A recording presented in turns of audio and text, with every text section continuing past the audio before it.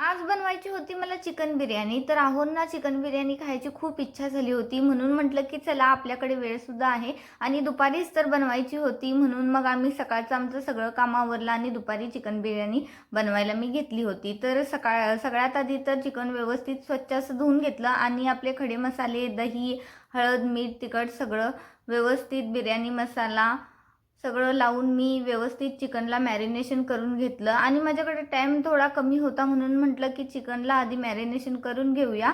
व्यवस्थित ते मॅरिनेट होईल तोपर्यंत आपलं बाकीचं कामसुद्धा होईल. आणि मी आहोंना तांदूळ वेगळंच आणायला सांगितलं होतं आणि त्यांनी घेऊन आले वेगळंच. तिथंच माझा अर्धा मूड खराब झालेला होता. तर कधी कधी अशा गोष्टी होतात. तर म्हटलं की असू दे, आपला मूड खराब करण्यापेक्षा आपण आहे त्यामध्ये सगळं व्यवस्थित बनवूया. तर बिर्याणीचाच तांदूळ ते घेऊन आले होते, पण मला जसं पाहिजे होता तसं ते घेऊन आले नव्हते. तर सगळ्यात आधी तर मी तांदूळच भिजायला ठेवलं होतं, कारण तांदूळ अर्धा तास अगोदर भिजायला ठेवावं लागतं तरच भात व्यवस्थित होतो.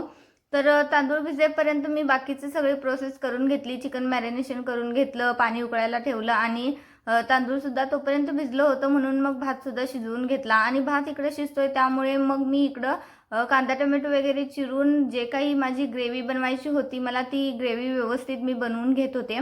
आणि आधीच माझा तांदूळ व्यवस्थित नव्हता त्याच्यामुळे अर्धा मूड आधीच खराब झाला होता.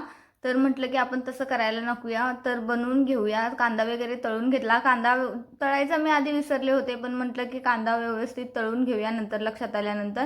आणि व्यवस्थित चिकनची ग्रेव्ही वगैरे झाली होती. बघू शकताय तुम्ही, छान अशी ग्रेव्ही झाली होती. मस्त सुवाससुद्धा सुगंधसुद्धा सुटला होता. तर भातसुद्धा व्यवस्थित शिजला होता. तर व्यवस्थित असे लेअर लावून घेतले. तर व्यवस्थित लेअर लावताना माझी झाली थोडी गडबड आणि मी गडबडीच्या नादात व्यवस्थित लेअरच लावणं माझ्याकडनं झालं नाही. तर पहिल्यांदा असं झालं होतं. तर म्हटलं की व्हिडिओ असू दे तुमच्यासोबत शेअर करूया. कोणाकोणासोबत असं होतं कधी कधी मला नक्की कमेंट करून सांगा.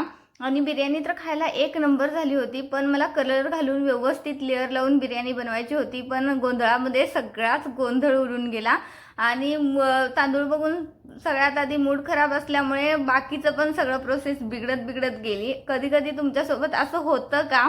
आणि टेस्टला तर छान झाली होती बिर्याणी, पण कधीतरी मी जशी बनवते तशी एकदा बिर्याणी तुमच्यासोबत नक्की शेअर करेन.